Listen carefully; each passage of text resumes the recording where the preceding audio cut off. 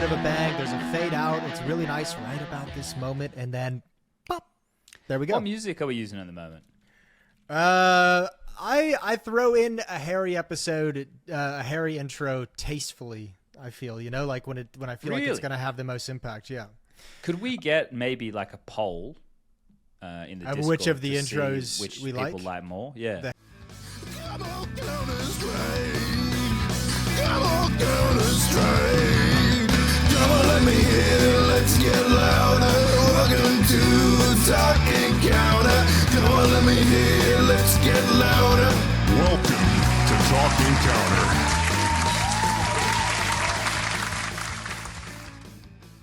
Harry intro or the normal intro? Well, I can do that. I don't know if we'd call the normal intro normal, but I think we'd call it, you know, they're two different intros. Okay, sure. I don't want one to be Bro, because who the fuck cares that... who the fuck cares what do people have to say? You think they know what they want? They didn't know they wanted an intro until we gave them an intro. Then they didn't know the Harry one was cool until we played it to them, right? Like, so we'll just do whatever the fuck we want, and you all out there can either enjoy it or you can fuck off. You know what we should do? We should open up an intro making competition. We should just say, yeah, like Mapcore, you know? Maybe we get a sponsor for that. Yeah. Universal Music or something. Maybe Adobe will sponsor us. Yeah, okay. Yeah. Adobe of all people. Look, maybe we get Neymar to get us some Brazilian rappers on it, you know? Now we're thinking outside the box. Gentlemen, let's not fuck around today. Let's get into it, shall we? Let's get straight into the fucking trenches. No foreplay. No, because Jason, you've made some inflammatory comments. The internet. So have you. Don't lay this all on my feet. Some would say more inflammatory. Chad brought it up first. I don't know, Jason. I don't know if what I would say was inflammatory. I think what I said was a well-disguised clickbait headline. Shit. Inflammatory clickbait headline. I don't think what I said was inflammatory. I don't know, Jason. Some people on the internet seem to think it is. Could you explain to me? I saw that Reddit didn't enjoy it. I saw the first 10 comments, and it was all, "What's this fucking moron talking about?" So I just checked out of that thread. So what's inflammatory about the tweet I made? All right. Let's start with the news, shall we? So today, it was announced that Broky was benched, which was followed by tweets from the likes of Carrigan and Rain. Carrigan going to say this is one of the hardest benchings. Rain talking about the time that he had spent with Broky as a player, seeing him grow up from FPL into the player he was, winning the majors with, and et cetera, which, was, I would say, a shock because there was no murmurs of it, even though you can make sense of it. But anyway, let's just stick with the news before I jump into opinion. Yeah. And then after that, they announced that s1mple will be standing in during the stint of IEM Dallas, which is taking place in about 2 weeks from now. And then they will be playing the major with him. Then they announced a little bit after that Skulls will be standing in for IEM Dallas for Rain. Potentially. So allegedly. That's the state of the nation right now. So let's now get to your tweet, shall we, Jason? Okay. Yeah, get to the tweet. Bring it up. Yeah, you shit. Throw that shit up on the screen. Now, I'll edit that in, yeah. You'll have to. Yeah, now, the tweet reads, I long ago accepted that I don't think we're ever going to get s1mple as one of the best players in the world again, but he's not doing himself any favors by standing in for teams with massive issues and a recent history of underperformance. Jason, do you care to elaborate? Wait, no, I want to hear what's inflammatory about that first. I'll elaborate. I'll go all day on that, but there's a few points here because we need to make sure that the context is given, because the last stand-in stint that he did was for Falcons, who are now known as the Falcons. But this was Falcons last year when the roster was pretty bad, and he replaced some Pius, and then Shanghai was dirt. Yeah. Now he's come into FaZe, who another team currently in turmoil, not living up to the namesake and not putting in the results. But I think this begs the question, what would you have s1mple do, Jason? What would I have s1mple do? I mean, the first thing I'd want to see more than him joining any of these teams, and I think it would be more beneficial, is go grind FPL. Like honestly, go grind FPL and get your game back, and show teams and show other players that are competing that you're willing to put the time in. If I go to his FaceIt page right now, he played 2 games on the 28th, 2 games on the 25th of April, 1 game on the 22nd of April. His last grinding day of like 7 games was April 1st. I mean, like, no joke.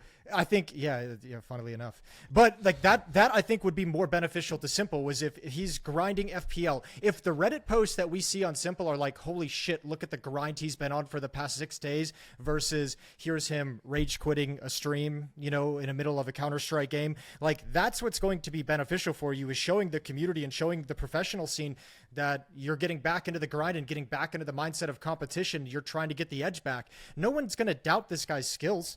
Like, I don't doubt that he's an incredible player and that his skills can be just as good in CS2 as they were in CSGO. I doubt Yes, you do. I doubt the mentality. I doubt the mentality more than anything. And I think first step for him should be showing that the mentality isn't going to be an issue. Show us that you're going to grind FPL for 6 days a week for 3 weeks straight. Show us on stream that you're not going to rage out and close the stream when you get pissed off and frustrated. Show us that you're working on your game. I think that's going to go way better in terms of him being a prospective player to bring into a team, a risk to take, than joining teams like Falcons on loan for 2 months when you have a team that is slumping, when you have 2 players on that team already underperforming that have lost their game, and you're coming in as like someone jumping onto the Titanic in its last 10 minutes. There's massive issues in FaZe. So once again, he's coming to a team where there's no guarantee this is going to make him look good. Can anyone tell me that his prospects before being a stand-in for Falcon were worse than they were afterwards? Like, they got worse after the stand-in situation. Well, he's in a tough spot anyway, right? Because he's still under Na'Vi, so there's a big buyout for anybody who would actually want to get massive buyout, and there's obvious issues, and I don't envy the position. I know it probably feels like he's in a lose-lose, but I don't think this is the play of not grinding Counter-Strike and then going to be a stand-in when a team that is crumbling and falling apart before our very eyes needs a stand-in because they just made a desperate, roster change. That was the result of months of mediocrity. This isn't the conditions for s1mple to come in and thrive.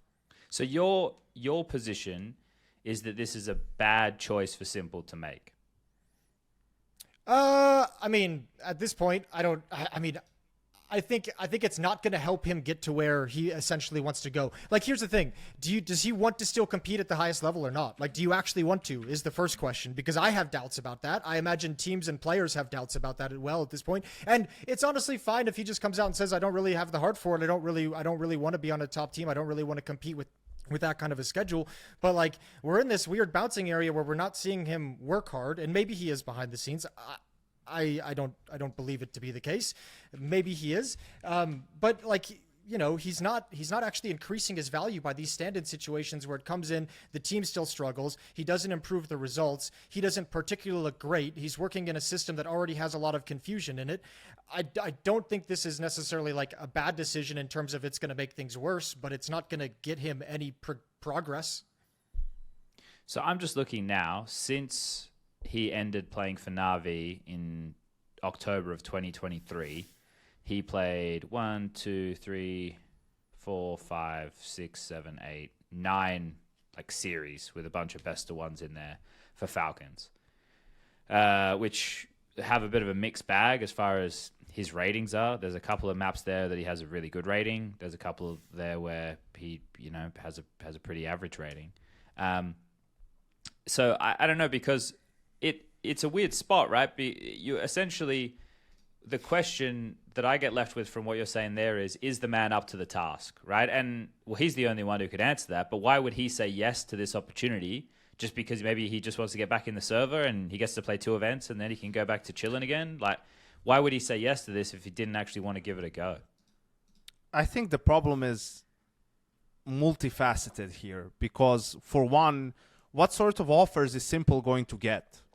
Like, even the Falcons one that he got was going to be the only one. Like, first of all, s1mple isn't going to go to Gamer Legion and stand in for them or play for them because they need an offer or because they want them. Like, s1mple can only go to a team like FaZe, to a team like Falcons, to a team like Liquid. These big-name orgs that can, first of all, put a good team around him, and second of all, pay him.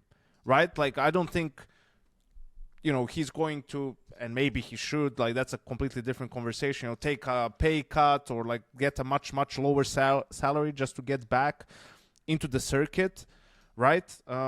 That's one thing. Second thing, like, yeah, he should have definitely played more CS and made it clear that he wants to still compete on a tier 1 level. That I didn't get that sense from him or like from what he has been up to, this year, or probably ever since he was on the bench for Navi, right?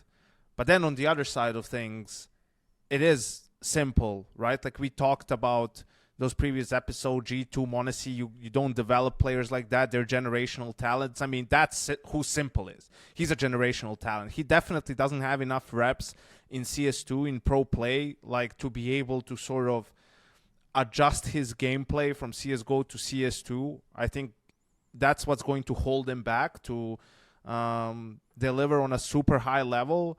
But can he play better than broky did for them? Absolutely, right? The problem for me is, actually, you look at FaZe, and I think one of the reasons why broky was struggling is, like, you bring in elige for ROPS. You bring an aggressive player for a passive one, right? And sure, Rain does some switching around, but at his core, he's a more aggressive player. He likes to take fights. And then what is the Opper going to do in that scenario when you already have Karrigan and elige as the space takers, right? Like, all he's going to do is support, right? Like, that's going to be his main job, just to support the riflers, right? Like, use a lot of utility, all of that stuff. I mean, you don't want s1mple to be doing that for you necessarily. And I don't know, this is where it's going to be. I'm just so excited to see, man, what Karrigan does with him. If he's able to do this, because if he does something and they actually look good, and Karrigan is going to be the best in-game leader s1mple ever played for in his entire career, right? Like, without a doubt. And he's a guy who can make it happen, and this would be his Austerlitz. Like, it would be his absolute masterpiece if he's somehow able, with s1mple as a stand-in and everything that's been going on with their lineup and how absolutely miserable not only this year has been, but probably the last 6 months of the previous year. If he's somehow able to put it together, and, we go to the major, there's a lot of best of ones there, up until the playoffs, and if they're able to sort of do damage and look good, it's a team that no one will want to face in the playoffs, because it's an absolute wild card. It's a loose cannon. Yeah, I mean, I think that's a good point too, because I feel similarly that, despite the kind of downward angle on the s1mple side of things, I'm actually really excited to see what this team does too. Like anytime s1mple comes in the server, despite the fact that I think he's going to struggle and hasn't had enough reps, I'm excited to see what he can do. And that's kind of the power of s1mple, and that's what's made him such a fun player to watch over his career.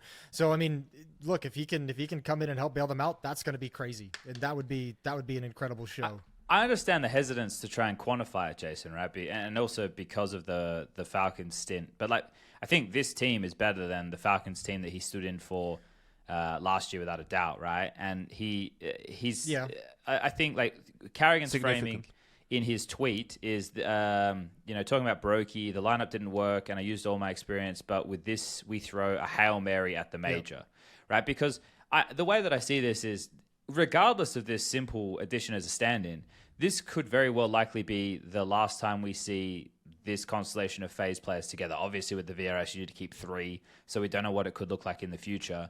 But because of how mid things have been this year, and how it's clear that it's essentially a rebuild is necessary, like, they do need to have some drastic changes. So, like, they can go to, like, all in for the major, which is obviously the plan with s1mple, because it either lands or it doesn't. Like, he might get the hunger once he's in that competitive environment. It unlocks that thing. Like, a competitor like s1mple,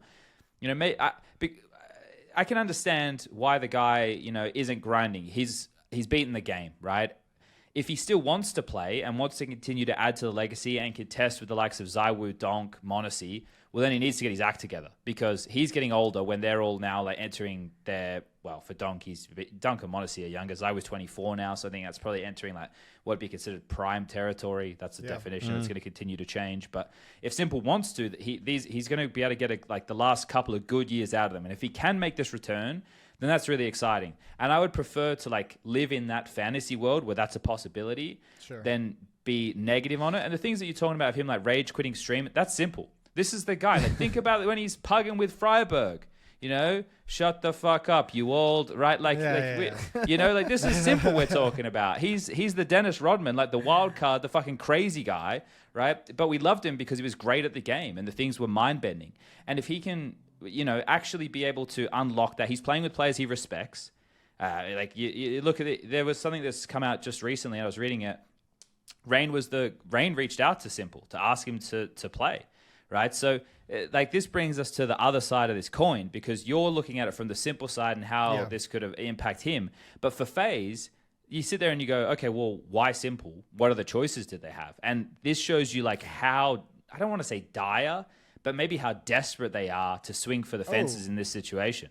Absolutely. And I'm glad Kerrigan just came out and said it was a Hail Mary because they are in a situation where you do take the risk of, you know, an admittedly incredible player of all time who is going to have to work himself back into shape, is going to have to update himself on the game, is notorious for having some attitude problems and in-game issues. So, I mean, you've got some things to work with, but the payoff, if it all works, can be incredible. So, I mean, I think it just shows that, yeah, this team is kind of just broken apart and they just need something to see if they can add some extra firepower to give them a lift.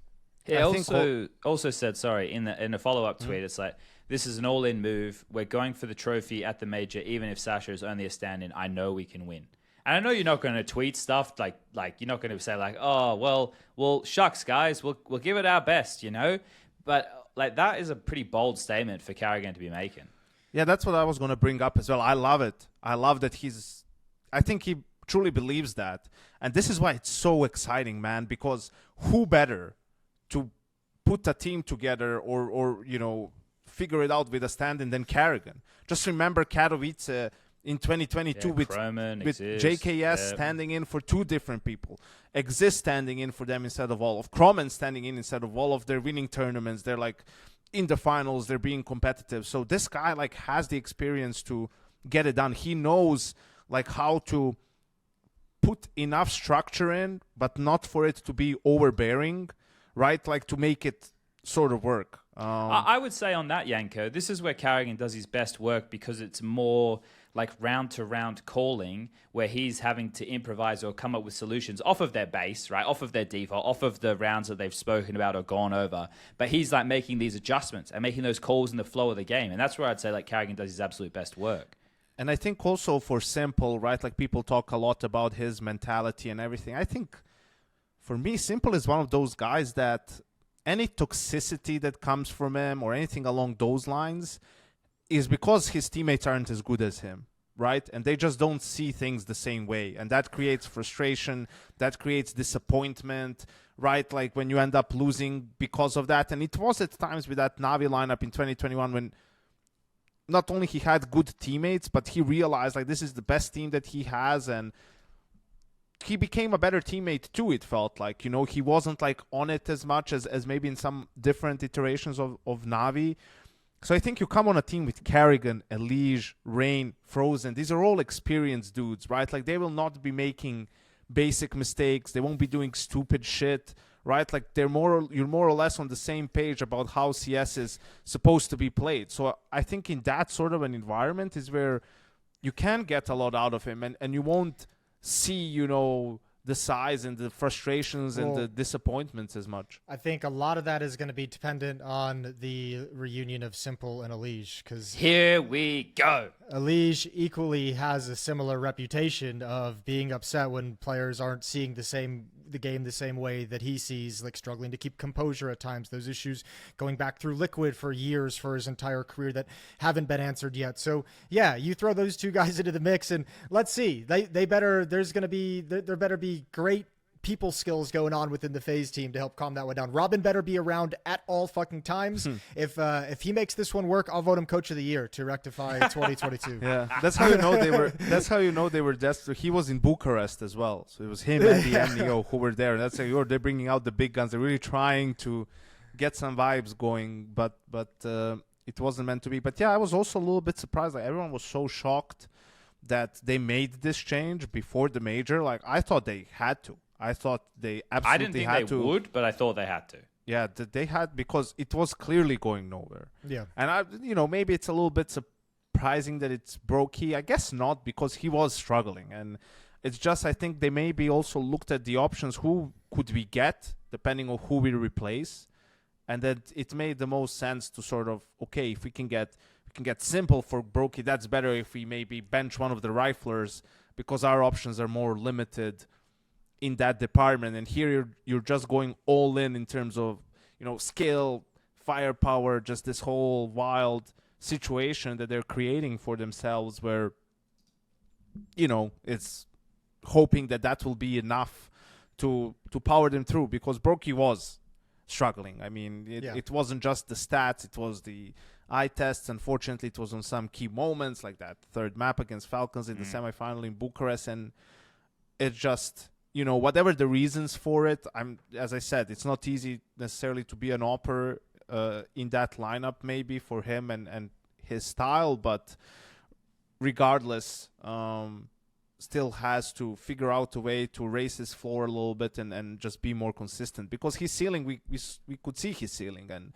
it's pretty high. And he's also that electric player, a bit of an X factor. And even Carrigan said in the tweet that, it's not broky's fault and whatever, and that they have no idea what's going to happen long term, meaning, like, it's not like his time in FaZe is completely over. It's just at this moment they had to make this that change. core of young players is all gone now. Broky, Rops, Twist, and that felt like kind of the future of the team. That core felt like kind of the direction of where FaZe was going to be going in the next 5 years. With all of them now gone, it's like without that young core and those young prospects and those potential players that still have room to develop, you don't really have a long-term direction anymore. So you're kind of in frozen. You got frozen. That's it.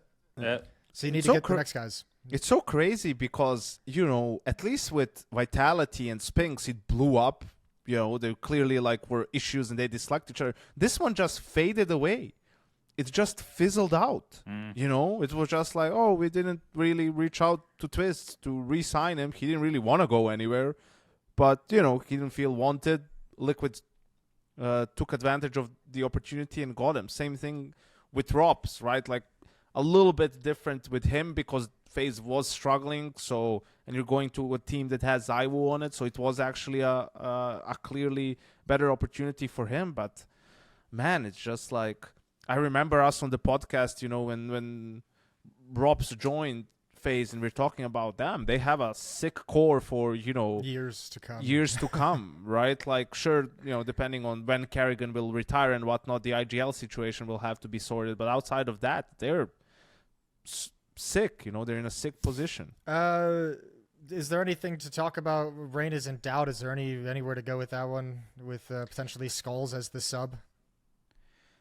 Look, Dallas doesn't excite me for seeing them, other than s1mple being in the server, right? Like, I obviously s1mple wanted to play with Rain, and Rain's not going to be there, or potentially not going to be there for Dallas, right? So I'm only really worrying about the major. I don't really care about how they do there. I don't really care about the Skulls thing either. It's just a temporary thing. I'd heard something a couple of weeks ago about them needing a stand-in for Rain in those anchor type positions. You guys can see if you can connect the dots there. We'll see how many geniuses are out there. But for me, this is what I think. I think, Janko, you're saying, he's on the bench. You don't know what the future's going to look like. How about this? broky to liquid. Yeah, I saw people say that. Oh, I'm not ready to give up on Ultimate. It's not there for me yet. Why not? I think I want to see him. I want to give him to the major. I want to see what we're going. Oh yeah, I don't mean they made the change. Yeah. They won't make the change soon, but after the major, I think he had that hot start. He had the letdown, and I think he's been working his way back. Like his recent form, I think has been solid, hasn't it? Like his last event he played in, I really liked what I was seeing out of him.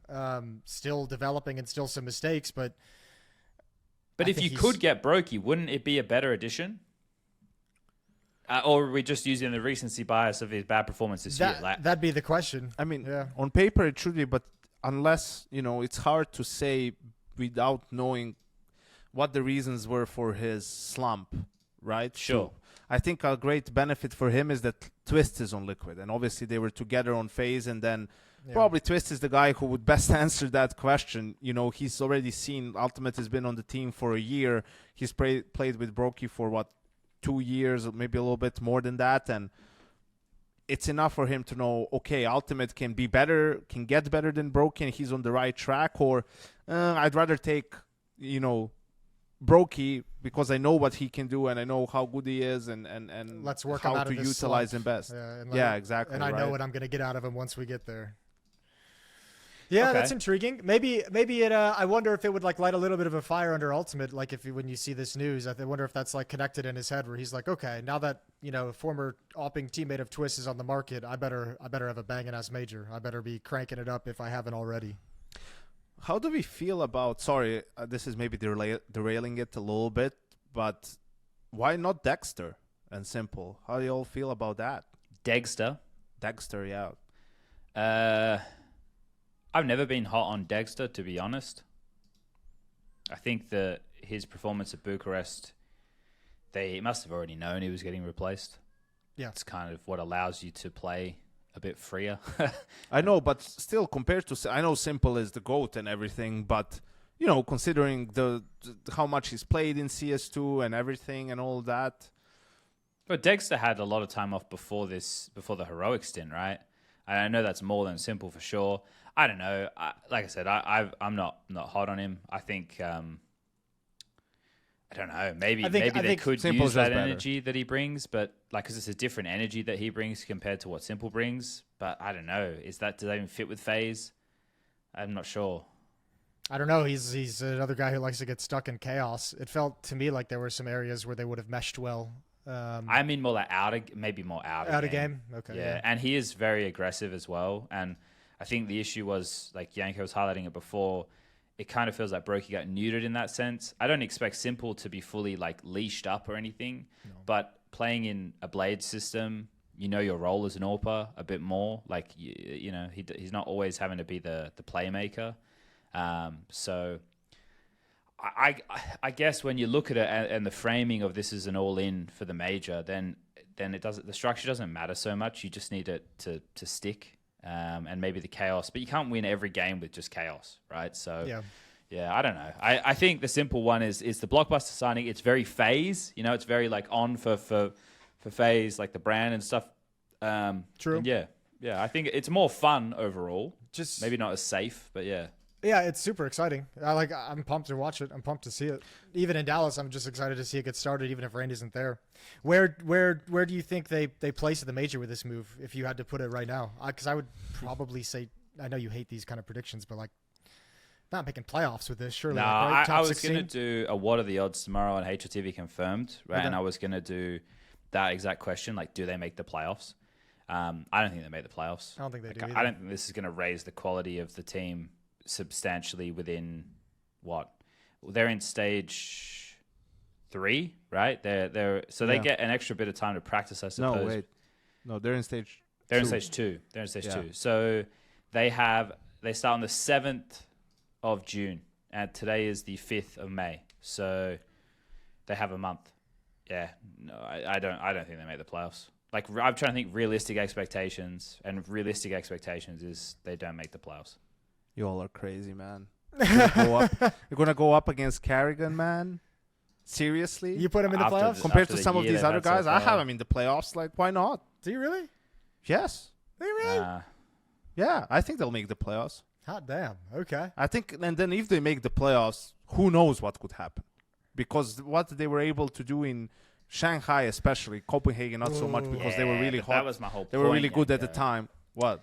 What you're going to now was my whole thing about why the headline. Dude, what do you think 3D Max is going to beat them? Yeah, let's get back to this. Let's get back to Chad's inflammatory shit he's been spewing out there into the world. You got away from this for I was doing a podcast hour. with Maui. I was doing a minutes. podcast with Maui and Duncan. So naturally, it was a fiery environment. You were just going along for the ride. You have to swept say away shit. by the emotion. No, so it's the one where you need to give the points, right? So you need 3 good, points. Bad, and I didn't realize that until the day. I woke up and Duncan was like, "Oh, send me your 3 points," and I was like, "Oh fuck!" I got to think of 3 points. I was like, "Shit."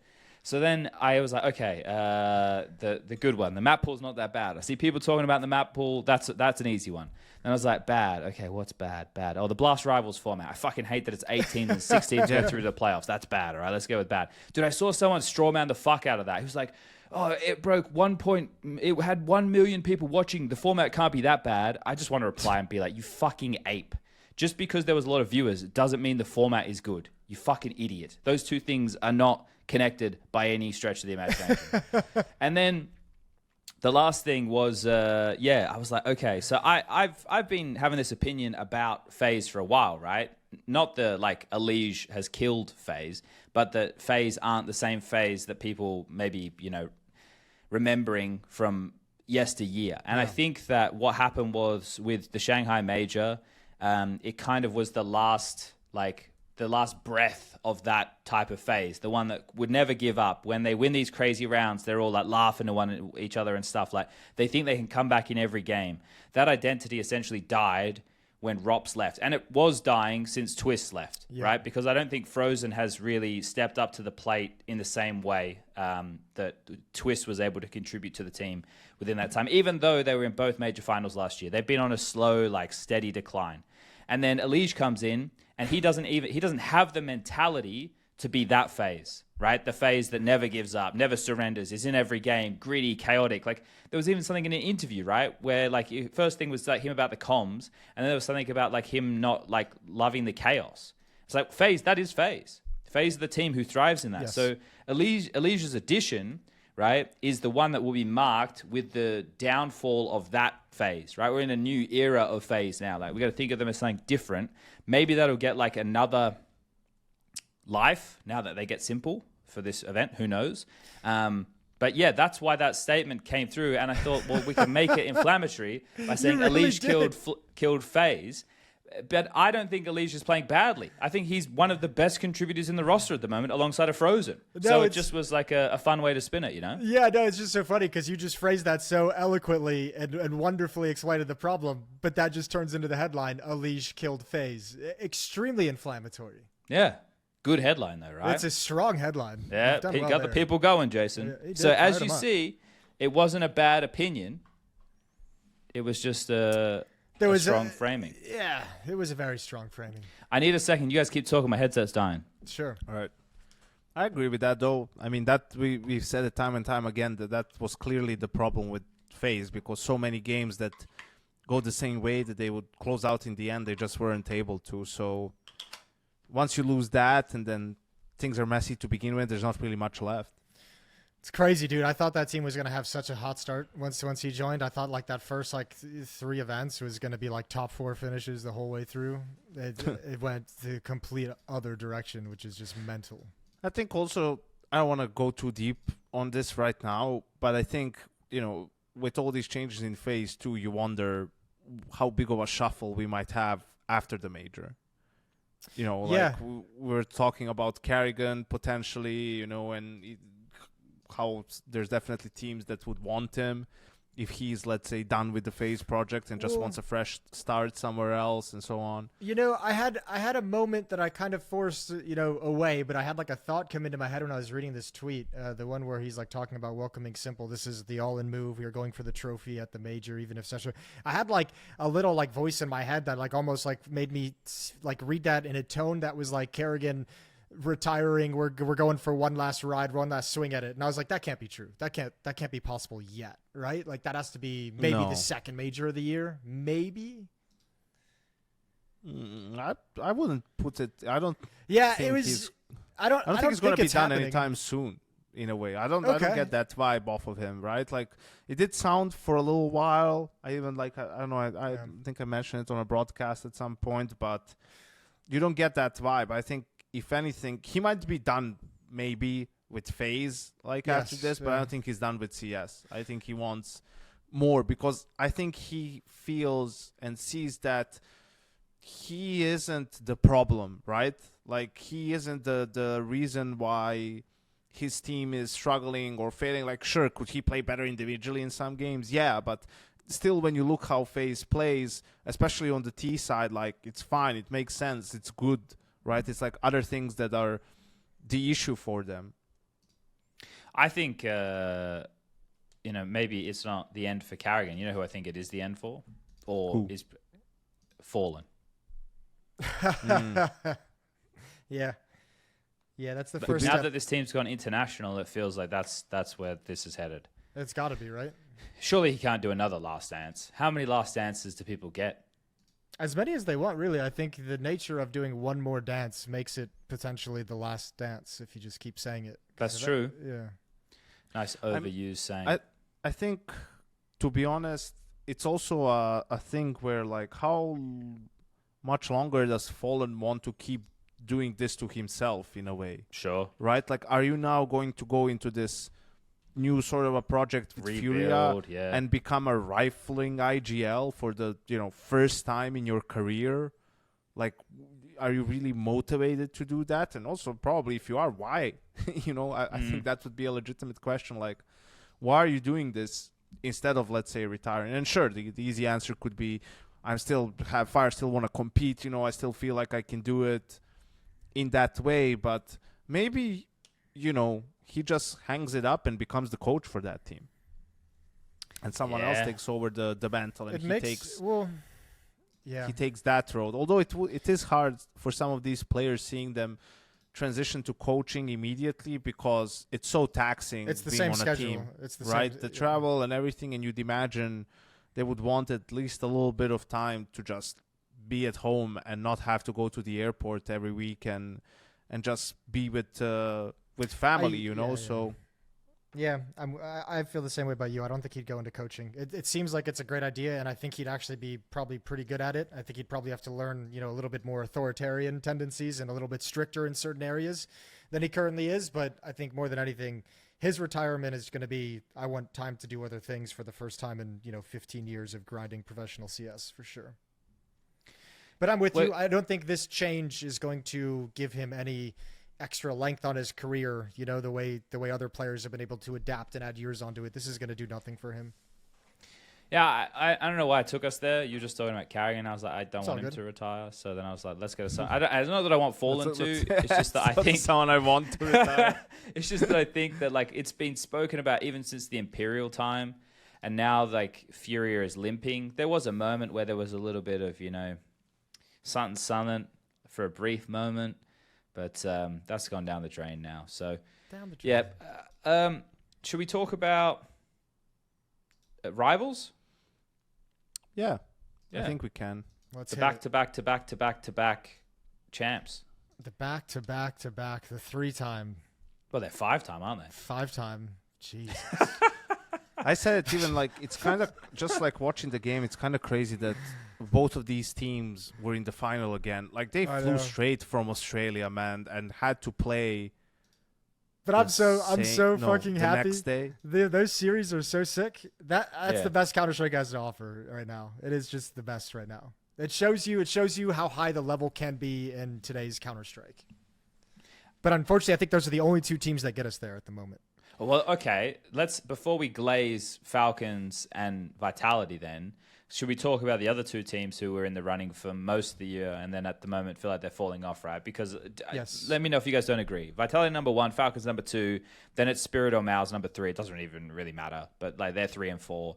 And then there's a bit of a void after that. So like Mouse, the conversation at the start of the year around this team was, Brolin's going to join. They're going to live off the remnants of the structure that existed with Cycrin and Shui. Cycrin's still there. We know he's a strong influence on the team, but this is only going to last for a certain period of time, and then after a while, it'll start to dip down. Now, with that in mind, Mao's performed much better and much higher than what I had anticipated, right? I thought, maybe this is a team still making playoffs, still looking like they can do damage, but not necessarily making finals and winning events.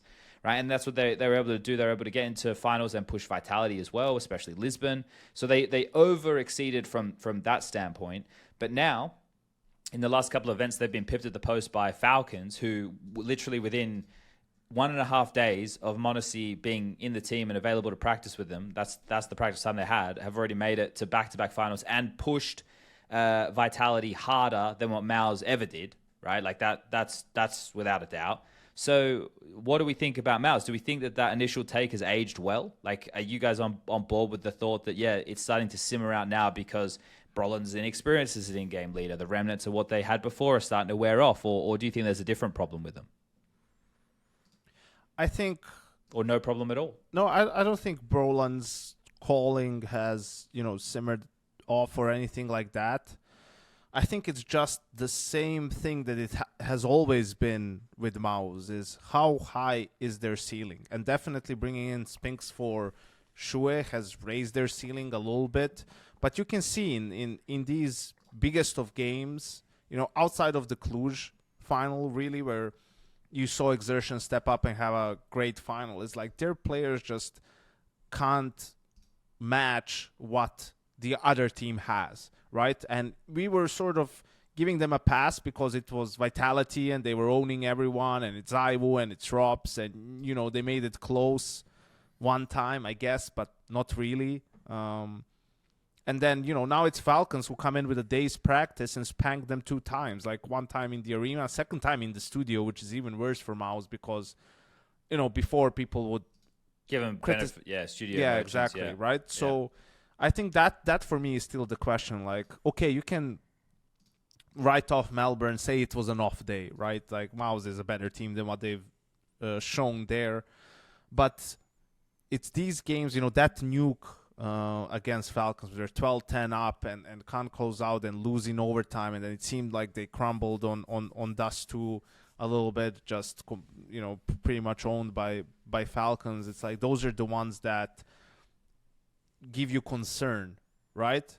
And that's what it comes down to, right? How good can Torji and Exertion pretty much and Jimmy, or how consistent can they be? Because we saw that crazy, map or series from Jimmy or what was it? I just mentioned Exertion in the grand final. Torji definitely has series where he can pop off, but then they will have a series where they go missing, And I'm talking about like really being a liability for the team, right? Whether it's Exertion not being able to create any space or being the entry depth, whether it's Torji just being out of position or not hitting his shots, whether it's Jimmy, not doing a good job anchoring and sort of being caught out or being inefficient in his lurks, right? Like that's the problem, and figuring out how to sort of get more out of these guys or do it on a more consistent basis, and whether that's up to them sort of to step up a little bit, or maybe there's something within the team dynamics that you can change. I don't know. Usually in my experience, it comes down to the players just sort of delivering in those moments. I mean, I'm going to say I think MOUZ is a very, very good team. And I think they're right there. I think I'd probably have them, you said it doesn't matter, 3rd or 4th, which is true for the most part. I'd probably have them 3rd if I had to pick one of them. I think they're right there. If you look at the past 2 months, they've only lost to Falcons and Vitality. Yeah, but they've been right there for the last 3 years. 2 years, 3 years, what is it? They've been right there. They've made I will say semifinal of the Rio Major. If you go back to 2022. You're right. I don't know where they're going to get that next 10% to be able to beat those 2 teams on a consistent basis, but they're playing these maps close. Overtime losses, 13-11s. They can beat them. It is in them to do it. A good day, and they can overcome that. I don't think there's any reason to panic because they're beating everyone else beneath them the past 2 months as well. Like they're sitting there. They have to find a way to get the trophy, obviously. And I think more than anything, that's going to come from, Jimmy getting back to a really, really strong level. When he has good performances, not the crazy carry one that we had, but when he gets to a strong anchor level, I think that's going to be a huge step up to them where we saw him winning the MVPs at Pro Leagues. I think when he gets back to some of that game and has a little bit more of that swagger in his roles, I think we're going to see this team potentially be able to take one of those top 2. But how can I complain about a team that has only really lost to the number 1 and number 2 team for the past 2 months? I think now they're in a weird position where sometimes you can get that extra 10% from a roster change, but I think if you look at this team, you're not making a roster change. Yeah, that's the thing, right? So yeah. I think that there's really quality pieces on the team. I think the consistency factor, or in the big games, being able to get them to deliver at their utmost potential is probably the part that, is necessary in the big games. And maybe it's just a matter of winning one of those series in an important moment for them to break through. But the clock is running out right now because you look at the events that they have left. Dallas is in 14 days, and then they're in stage 3. So the time that they'll get official reps, they get a 2-week kind of breather right now before Dallas. They'll obviously be practicing there. I don't mean they're not doing anything. And then after Dallas, I'm sure there'll be like a 5-6 day rest period of some variety. And then bang, let's fucking go hard before we have to fly over and compete, right? So I think that it's like that breakthrough needs to come either in Dallas, because I don't see it happening at the major, right? This is a team who have had issues on the stages before, and I don't think that expecting them to do it in the most high-pressure environment against teams who are much more comfortable in those situations. Look at the players on Vitality now. Look at the players who are in... Excuse me, I've just fucking blanked. In the Falcons roster, right? Like, I don't... Like, Tessus used to be a perpetual big game choker, but we've seen Kixon have good moments in big games. Obviously Modesty and Nico combined, right? So you're in Magisk, of course, too. So I worry for Mouse if that breakthrough moment, that like we can actually do it moment doesn't happen in Dallas, it might not happen this season. Because I think everything you said there is fair, Jason. Like, what's the point of looking for change if they're like quite clearly one of the best teams in the world? They just can't get past the ones who are better than them. Yeah. I think the reason that maybe it comes into question for me is just how quickly Falcons went from it's like, Falcons have this fucking ceiling that's in, this floor that's in the basement, and a ceiling that could be really exciting to add Modesty and now consistently back-to-back finals where they've been able to be competitive with the best team of the season without a doubt. It's like, wow, that happens so fucking quick. Yeah, I'm not saying they need to make a change or anything like that. They're obviously still a very good team, and I agree with all that. But everyone's in it to win it. You know, you're not there to be second, to play second fiddle to anyone, right? Like, no matter how good Vitality is at the moment or how good Falcons have been in this last month, even in Bucharest before Monacy joined. So, like, eventually they'll have to figure it out. I think the peaks from these players are good enough, right? Sure, but I agree. You can't expect to peak all the time. It's more like, how can you play your, let's say if the peak is the A game, like there's too much of C in there. Like there needs to be more of B, right? And hopefully a couple of guys. C does not get you a degree at Janko's fucking Counter-Strike University. Yeah, it's not winning you the major, that's for sure. C doesn't get you the Grand Slam or the major or anything like that. But yeah, so I think that's it for them. I think we're done with Mouse. So what about Spirit then? I think Spirit is still paying the price of winning the major. And Magic's having 69 kills. It's like, well, it's literally that. It's like, and it's sort of, we've been talking about this. You can almost give them a pass for it, right? Like, you just won the major, give Magix or whoever a season or give that roster a full season and see if somehow that has given you a spark where you're able to go out and keep dominating. They also won Bounty, which was the first tournament of the year, right? But then Katowice happens and the Vitality dominance just starts, and that's not the only team they've lost, and that's why this tournament was disappointing for them, because they've had a month off. And I know that can also be a negative thing to not have the officials and everything, but you've had time to theory craft, to come up with new things. You've watched your opponents, right? You're coming in with some new stuff. And I'll tell you something, and this one's for you, Bob, because I watched the games. And this is where you can pull out your stats, right? Fucking Bob's getting some love again. I noticed Shiro was trying to be a bit more aggressive, right?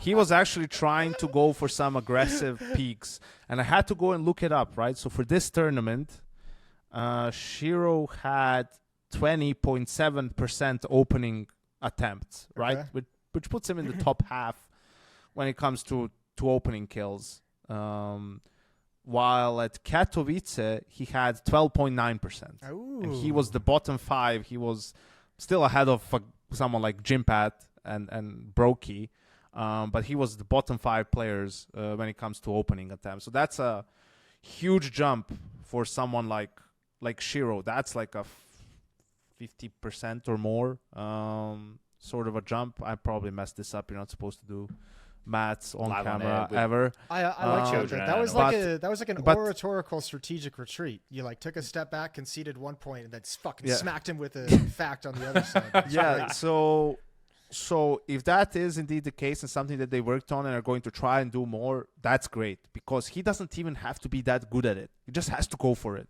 just so that people see it on film and just have to take it into account. And I felt he played his best CS in Cloud9 when he was trying to sort of hard carry that team and was taking more risks and being more aggressive, when they sucked and all of that. That's when he played his best individual Counter-Strike. So we'll have to wait and see. He still saved in the last round of the half in a 1v2. So fuck you, Shiro, for that. But that is pretty gross. all in all, let's see if there's going to be an improvement in that department.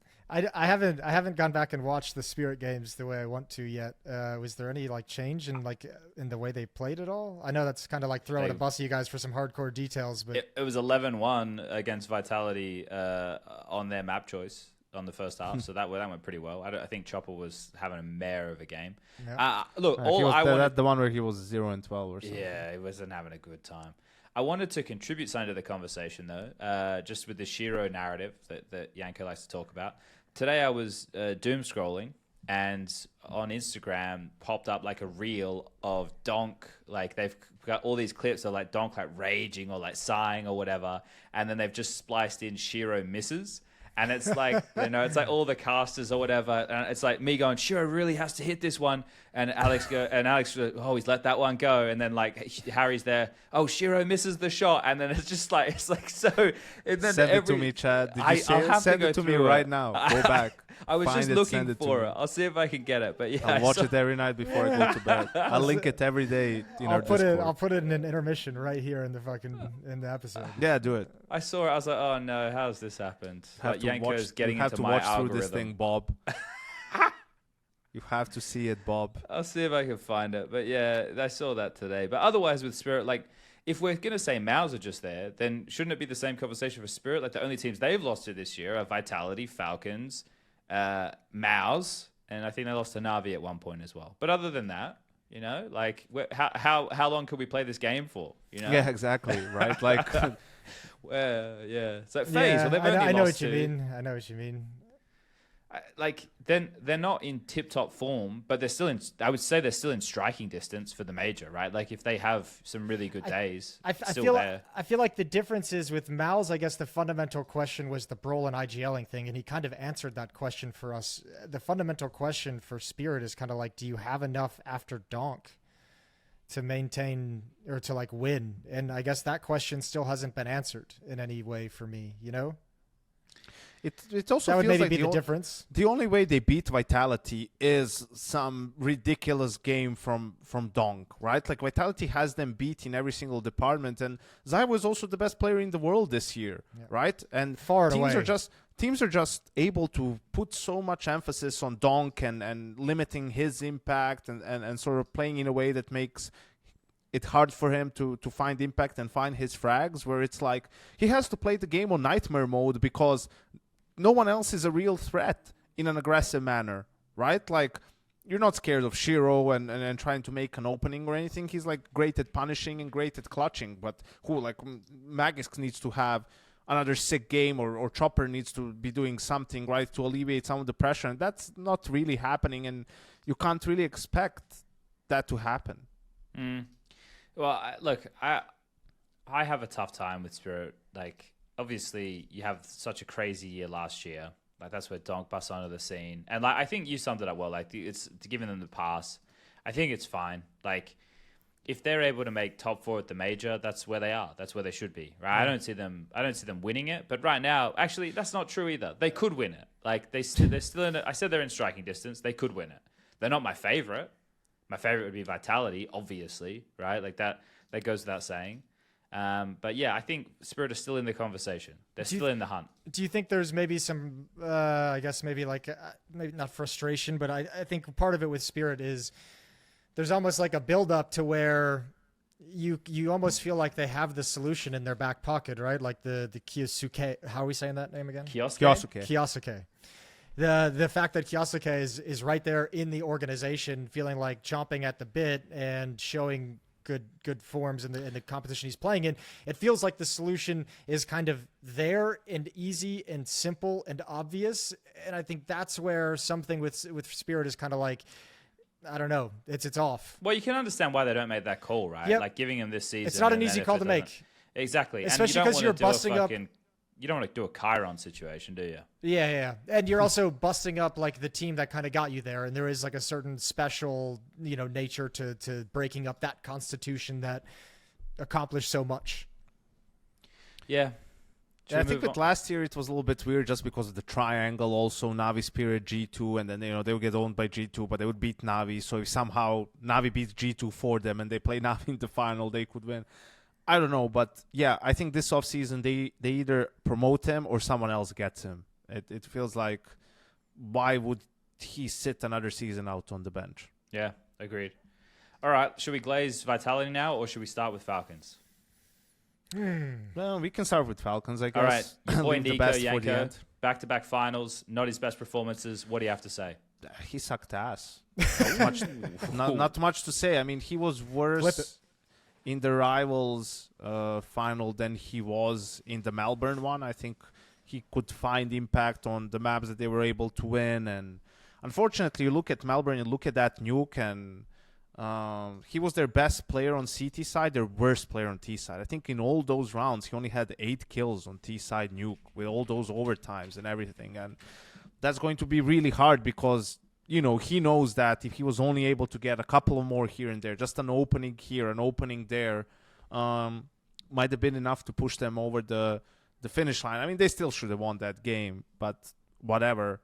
And yeah, I think actually in grand finals this year, it hasn't been that great. He's had a fall off compared to, some of the other games or just the playoffs in general. So yeah, I think it's just a little bit of a slump maybe for those moments. I don't really know what to put on it, because before I could say, he gets a little bit too emotional maybe in some of these games, right? Like he wants to win it so bad. He tries too hard and tries to force plays that aren't there and tries to do too much in rounds and whatnot, But I didn't really think that in these games. You can also tell on the player cam, like, he doesn't get super mad anymore. There's definitely points of frustration being shown.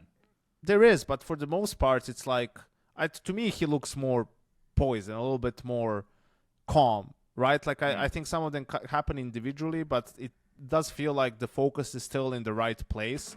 So I wouldn't put it to that. And maybe it's just a slump. Maybe it's a little bit just with the addition of Bonessi and like having to, maybe do a little bit more talking at the moment because he's so familiar with him, and Bonessi isn't, doesn't know all the things that are set for the team, and he's getting adjusted. I don't want to find excuses for him. He just played bad, But I know Nico, and I know that he'll definitely put in the work and do whatever it takes, whatever it is in his power to sort of get out of it. And next time they play Vitality, I would expect a different game for him. And also, we shouldn't forget that at the start of CS2, he was struggling. Obviously, for different reasons, getting adjusted to the new game, and people were saying, did the CS2 kill Nico, right? Like, will he ever be able to find that level again? And then he was. So I think you'd be a fool to doubt them, that he wouldn't be able to bounce back. But yeah, without a doubt, it's been a tough couple of finals for him individually. I got a simpler one. Like, I think, I don't disagree with anything you said there, but I would run the same thing. I think that the fact that Falcons have performed at such a level after only having Modesty just join the team is a great sign for the time we get to the major to see Falcons locking horns with Vitality in that environment, right? You've got Vitality who have been at the top of the scene the whole season so far. They're undefeated for like 100 days or something. They've won 5 consecutive events without dropping a series. Like, it's fucking mental. You've got Falcons who just added one of the best players in the world. That's what you want to see. The likes of Modesty going up against a Zywoo and a Rops going up against a Nico. And, like, those are the names you want to see. But for Falcons, the time that they've had is limited. Sure, you could say, oh, yeah, but Modesty used to play with Nico. Yeah, there's definitely some points there that will help that integration, and that's a very positive sign. But we're still talking no practice time at all. And you just have to go back a couple years, maybe even pre-Pandy time. I feel we were much more generous to teams, like when players had just joined rosters and stuff. So it's like this team made it to back-to-back finals, pushed Vitality, beat everybody else that they had to beat, made light work of some of the opponents, and they've had fuck all practice. So Like, for me, this is just the beginning of what Falcons have to offer. Yeah, and I think also... Well, Jason doesn't buy it, Janko. Jason doesn't buy it. I'm not sold on it. I think also this is like where, someone like Lars and Zonik also come in after these two finals. And I think they can do a very good job of sort of harnessing these two defeats and channeling the emotions from these two finals the correct way, right? Because definitely Falcons had their opportunities in both of these finals. I thought Dust 2, even though it wasn't close scoreline-wise here at Rivals, I think it definitely could have been a lot closer, could have gone Falcons' way. I think that's where Nico will definitely regret a couple of rounds. The 3v2 where Messi jumps on the boost box and like Nico doesn't get the kill. The one where he's swinging out Cat and sort of doesn't almost even hit Apex properly. There were rounds. But, to channel it in a way, be angry about this, right, in a way, and just think about these two losses like while you're putting in the work, and just so that you're so locked in the next time you face them, right, where you're going to be like, all right, now we actually had some time. Like, now we're going to get you. Now we're going to show you what we're actually capable of, right? Because if you don't address it, if you don't channel it properly, then it can sort of just linger around and leave this bad taste in your mouth. Yeah, exactly. Great word. Jason, why aren't you sold on that logic? No, I mean, I didn't want to get into it because it's like I kind of agree with your sentiment. I'm not as impressed, I guess, by like kind of the quick ramp up period. That's sort of what I expected with someone like m0NESY coming into it. It obviously, because you're right, it bodes well, but I just didn't look at that and say, oh, fucking sick, because I expect a player of his caliber and like one of the best players in the world to be able to come in and adapt and have impact very, very quickly. And then I also just think after. You mentioned this too, which I agree with. I think just maybe the way I got to the conclusion, I think with the way that Counter-Strike has just been homogenized over the past 6-7 years, I think players just have a quicker period of getting acclimated into teams because so much is similar. The callouts are different, but the same instant smokes are going to be thrown on pretty much every single map. So I think there's like a quick on-ramp in terms of what utility is used. Everyone already knows it. You just maybe timings and getting the feel down, which is critical. I know, dude, but come on, like, there's so many things on every map. Like, I listened to an Apex interview and he's talking about Nuke and it's his favorite map, and he feels like their playbook is so deep that he has like 40 different things he can call on the map. Like, that takes time for you to be able to imprint that. And sure, you can call and say, m0NESY, throw this smoke, but that's like so hard to do on the fly to sort of explain it. And every player will perform better when he knows what his teammates are doing as well. Like, if you just kind of tell him what he's doing and he can focus on that, like, yeah, he'll be focusing on that, but won't really be aware of all the space available or what the best reaction is unless he understands fully what everyone is doing. So I think you could see the problems of that in other games too, but a lot against Vitality, where you can see that their playbook is a little bit limited and that they would have, especially on a map like Train, where they would have liked, they sort of know what it is that they would need to do, but they don't have it installed, right, where they can call it. Like, and if you improvise it, it's probably just not going to work and not going to go as well. I think the more time they get together is going to benefit them. Like, I don't think that like a,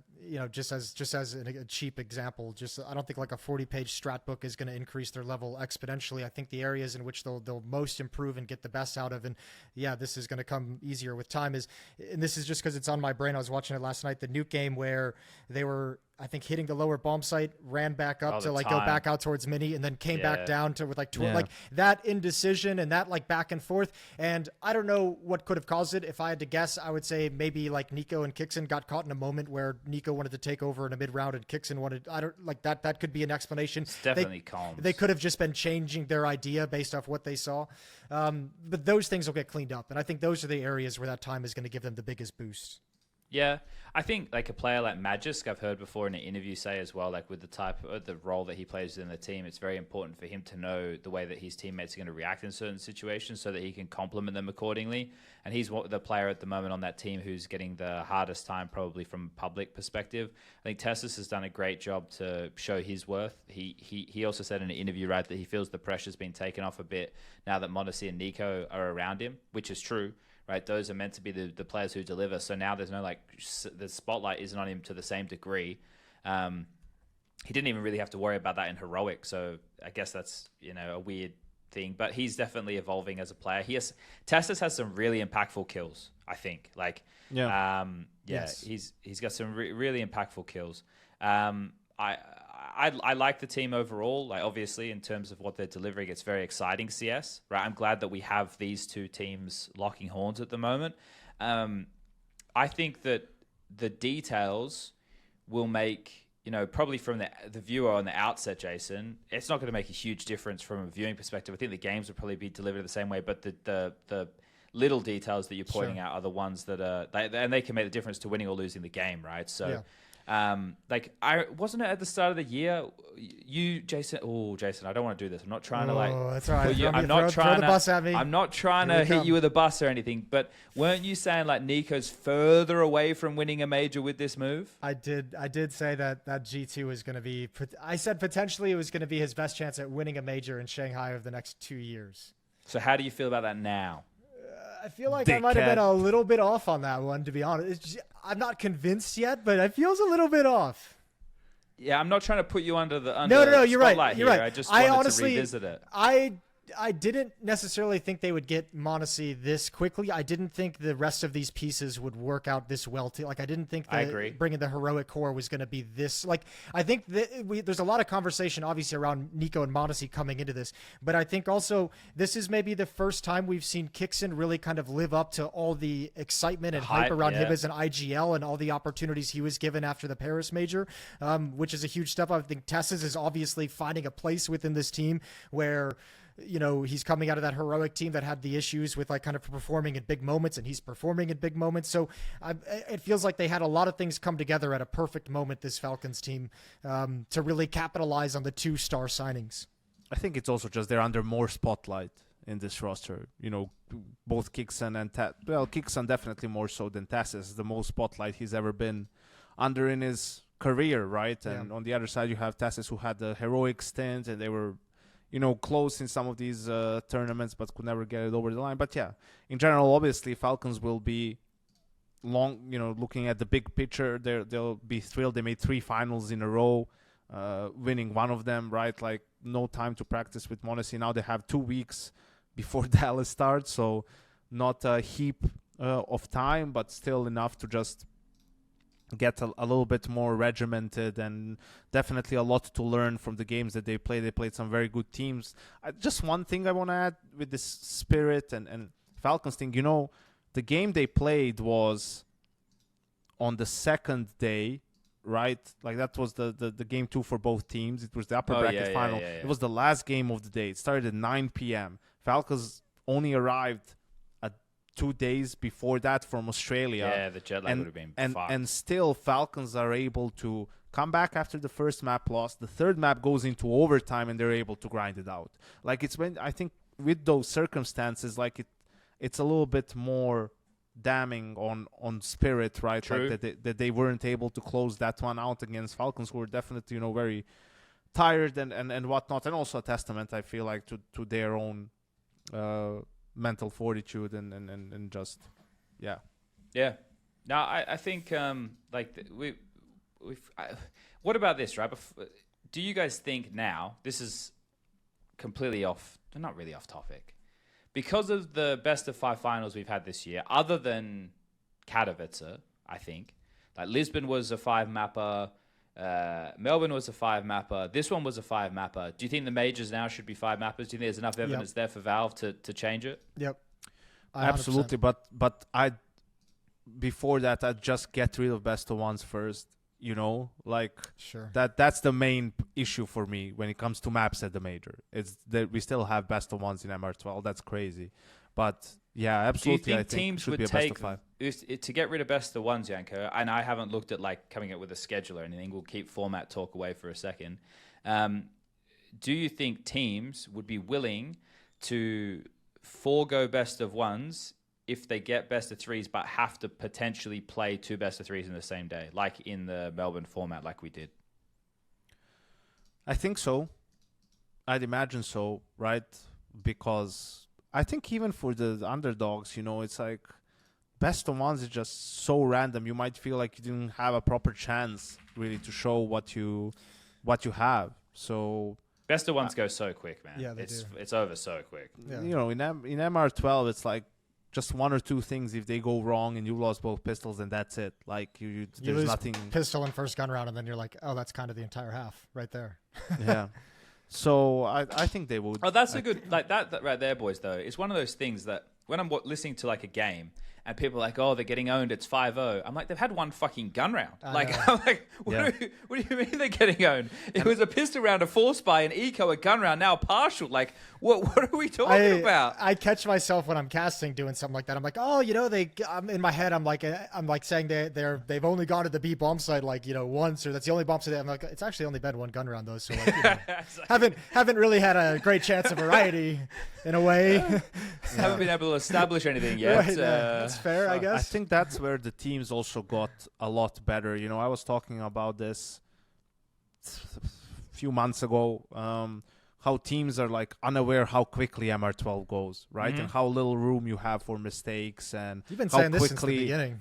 how quickly comebacks can happen. It feels like now at least these top tier teams, your Maus, your Falcons, your Vitality, like they understand this extremely well. Yes. Right? And that's why you don't see them falter. That's why Vitality is able to come back from being 12-3 down on Mirage, right? Because the belief is still there. Even though these guys need just 1 round, like we've done this before, we can do it. We know we can do it, right? Even if the score is, whatever the score is, how quickly it can turn around. If you can just win, we had the Glock eco from from Falcons, on Mirage. Oh, yeah, like you win a round Glock. like that, and all of a sudden you're in the driver's seat. Like the rounds turn completely on its head. Of course, you don't bank on winning a Glock eco, but you know that it could be just 1 round that can make it happen. So that's why these teams are a lot better at it. And I mean, I mentioned the comeback from Vitality. They still lost in overtime, but we talked about mental fortitude or the staff behind the teams and whatnot. Like Vitality is definitely the crown example of how to sort of manage the team and pick your tournaments and create this culture and create a good atmosphere and have everyone be on the same page, right? And that's what allows them to perform at this level, because you've heard Apex said it, and it's absolutely the truth. Teams like this, rosters like this, you get them maybe once in your career, right? And he's been there, obviously, and some of the guys, so-and-so, Rops or Zaivu and whatnot, and Mezzi definitely, but understanding that you need to maximize, the potential of this lineup while you can. You never know for how long it's going to last, like when it's going to go wrong, when are other teams going to, upgrade a lot, and you might be struggling to keep that consistency. And I love just because everyone is bought in. That's what Vitality is. Vitality is an example of everyone buying in, right? And you see Zaiwu has been playing his best year of Counter-Strike, right? He's been incredible in finals. He's been the reason why they're winning some of these finals, which is what we've been wanting to see this whole time long. He's definitely taken that extra step, if that was even possible somehow in his game and in his career. But when you see him sort of shout and fist bump his players and get up and, also do a little bit of the hyping up and not just the fragging inside the servers, when you can tell, damn, this team, this is a proper team, and without that, they don't come back in Melbourne. They don't come back here. They lose probably 2-3 months ago their first game, right? It's that unity that they've been able to build and that sort of fraternity that they have, the brotherhood that they have on the team, the bond that they've created is what makes them so incredibly difficult to play against on the server as well. I think the ZywOo one is the key for me. I think the thing is, ZywOo's had some really good moments over his career, obviously back-to-back world number one, right? Only ever being in the top 2 until last year. And they won the major. That bracket conversation is for another time. They won that Cologne. So there's these moments where ZywOo is definitely there and present and delivering the high-level Counter-Strike. But what you're pointing out there, I think, is key. Because that energy, and even sometimes now, I don't want to say tilting, but frustration being shown. Whereas ZywOo before, and maybe just the productions have gotten much better at now showing the reactions, right? So we're getting more of it because that's another side of things. But the buy-in or the emotional investment feels like it's higher, which is elevating his game, because now ZywOo is the guy who I am he's a superstar who can take over the game. Right? And that's what the biggest criticism of ZywOo was for the longest time, was that, where is he in the big games when his team really needs him to bail him out? And now he's that fucking guy. He's obviously one of the greatest players to ever touch Counter-Strike, right? I want to make sure that is understood by all the people listening, because people will take the negative and disregard all the positive. But the positive is huge. But this is a positive. This is that ego manifesting, and he's only 24. He's in the point right now where this is fantastic for him to be now walking around with his big dick in the server and actually laying it out game to game, because he's unreal at the moment. The shit he is doing is fucking mental. Him and m0NESY going toe to toe was so fun to watch in these finals. It's beautiful. I think for me, it's when I look at ZywOo in 2025, I'm he's finally done what we all wanted him to do, which is give us some attitude and some emotion. But what's cool about it is he's not doing it in interviews and social media and content. He's doing it inside the server. He's so much more assertive right now. He's so much more willing to step into a situation and take control of it and be the guy who bails them out of the situation. I was watching rounds last night in that final where I feel 2 years ago, I would have seen him holding a passive angle, and he's actually stepping up and getting ready to turn a corner and being aggressive, in 3v3s. So it's beautiful to watch. I think it's great. And I think at this moment, he's going to go down as the greatest player in Counter-Strike. I think he's going to overtake s1mple. I don't even think that's... I think there's a fair argument now, that he has overtaken s1mple. Obviously, more MVPs. Yeah. I think the reason that s1mple goes down that manner is also because of the person he was and the way that he carried himself in the game. Yeah. Right? That attitude. So the fact that ZywOo is now... obviously, ZywOo is not going to be doing the same edgy stuff no matter how hard Trace tries. Darth Mike... For that matter. I don't know, why do people feel this need to have to do it? I like Mike, and I think, I don't know if it's maybe Blast pushing for that as well, but it's why do we always try to get m0NESY and ZywOo there and you want them to talk trash to each other? That's never going to happen. Yeah, the Spinks Nico one was okay that they did. They actually talked some trash to each other, but yeah, you got to pick your trash, personalities. Get Apex in there. Exactly. That's where we're going to get to talk trash. It's you're just making it kind of awkward. You're annoying the players, right? Which, okay, I guess you're happy because you still got some content out of it, but it's always crazy to me is you don't need to, why are you forcing this on the players when there's already enough storylines that you can ask them different sort of questions where you can get good answers for them, right? I just feel it's so unnecessary and it's kind of lazy in a way. I like Mike there. There's some other people who could have been. Mike there's good. Mike, take that. Mike has he handled it way better. He's got the aura to pull it off better than most. Yeah, he's American. I think, of course, Jason. That's it, Jason. You guys have that. I think you just to end, I guess, on the ZywOo point. Last year he played only 10 maps of grand finals worth, and his rating was 1.18.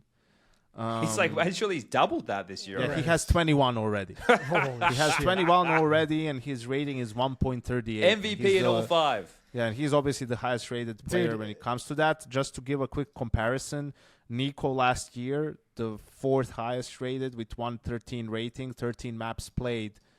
This year, 17 maps played already, but 1.02 rating. So a big drop off for him compared to last year.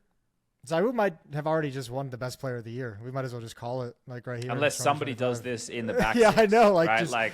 He can't lose it. He's done it. We'll see. I know usually he plays better in the second half of the year, if I'm not mistaken. So I mean that would be crazy seeing him top that off. Just another. So ZywOo this year 1.38, Donk last year 1.40, and Donk for the whole year on LAN played fewer maps than ZywOo did already. He played 19, and ZywOo already has 21. That's fucking insane. Yeah, I guess like that shows this patch of dominance, right?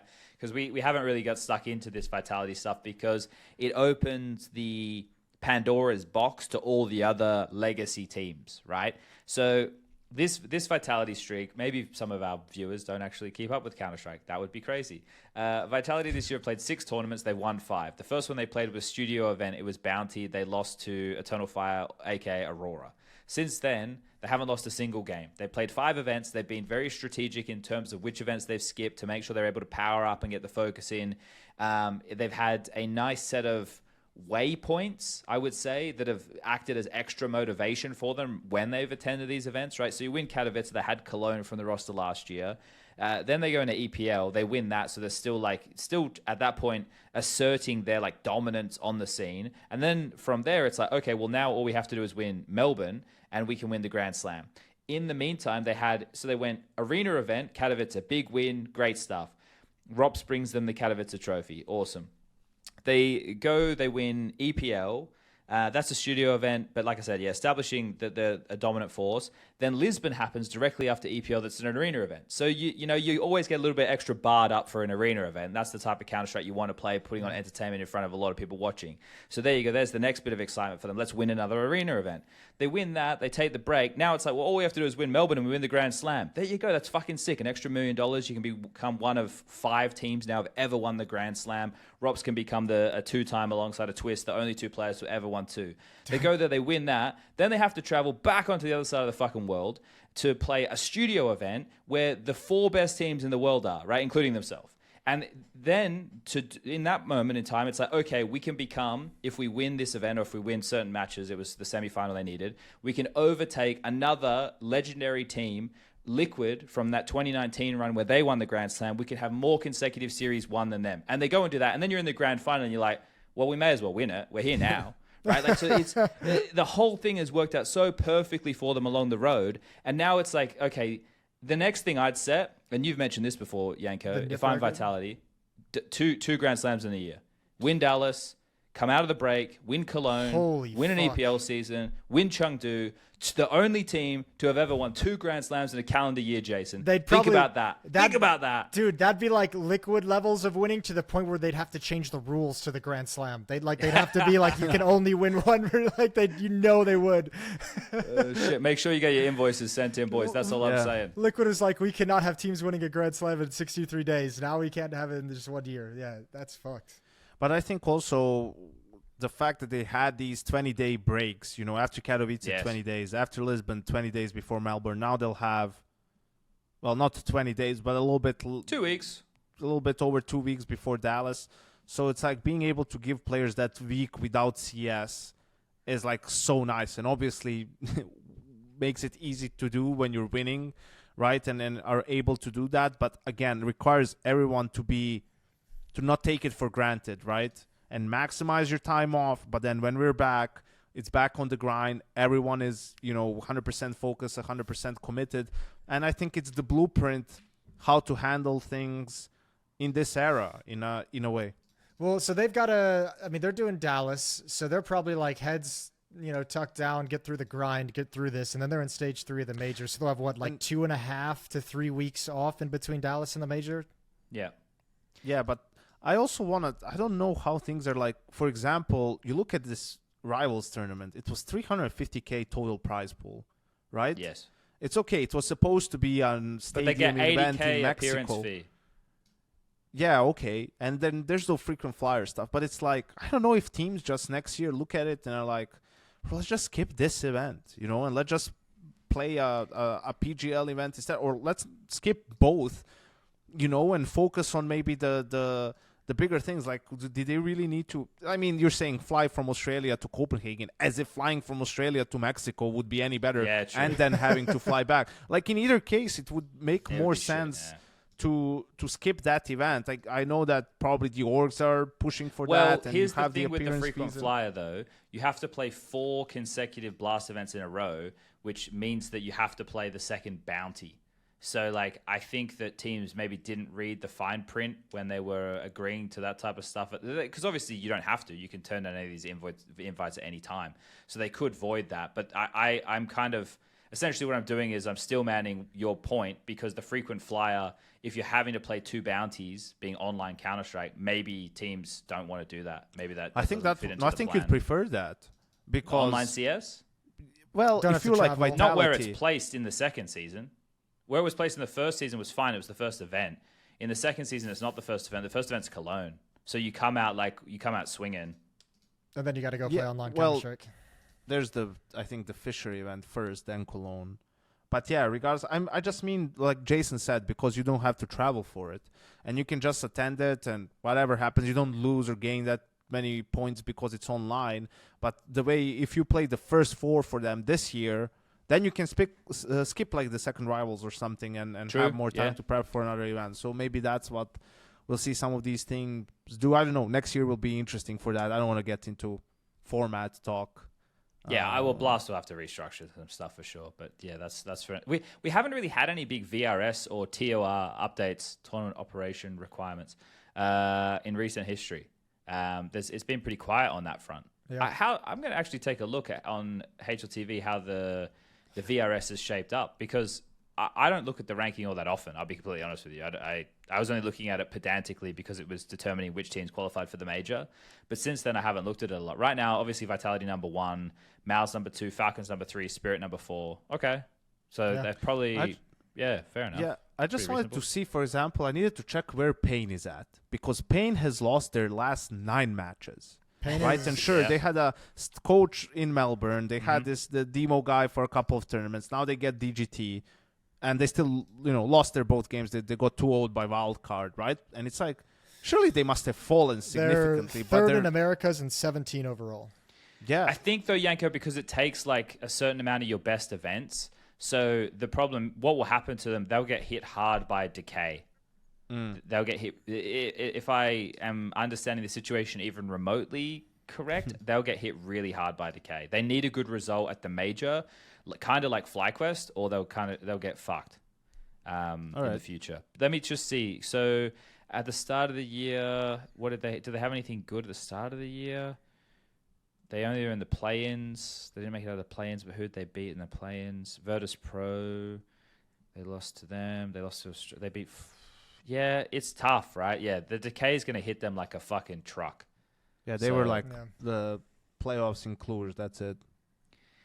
Yeah, but I think a lot of things happened with Rivals that led them to it being those teams. Obviously, Liquid was going to represent the Asia region. Mongols had said no. It's lucky Mongols had said no, because then Falcons were the next team to get the European invite. Otherwise, it would have been FaZe getting the European invite, right? Like, it actually worked out good for the top 4, but not good for the bottom 4. So Rivals kind of, had a mixed bag. Obviously, the viewership was great, but yeah, I think there has to be some restructuring done there. Boys, with this team right now of Vitality, where do you place them in the all-time grades? Or do you want to wait until they no longer are being great to objectively have that conversation? Because one of the things that happens is people get caught up in what's happening now, right? Recency bias. People also, want to poo-poo things of the past. Is it unfair to try and rank them now? We don't even know how great they can be. My opinion is, I have no ability to rank them against, because this could be, it doesn't look like it will be. This could be a first half of the year flash in the pan, and then second half of the year could be not that great. It could happen. Doesn't seem likely, but it could. But I'm nowhere close to being able to say this is like a Vitality era. That's obviously what they're working towards. But what am I supposed to do? Compare them against? If they win the major, I think it's probably fair. Just because of how dominant the patch is. If they win the major, I don't know if have we ever had it? I think we asked in the last one, has there ever been a team who's done like 5-6 months straight winning every event they've attended? No, because Astralis even lost some when they were dominant, right? So, They've won every event they've attended and every like S tier event on the calendar, except they didn't go to Cluj, I think. Yes. Well, Cluj or Bucharest. But for me, they're the third best behind Astralis and NIP. I think NIP is like the more controversial one, but... What about the Fnatic one? Ooh, I was going to say, Fnatic's right there, dog. What are you doing?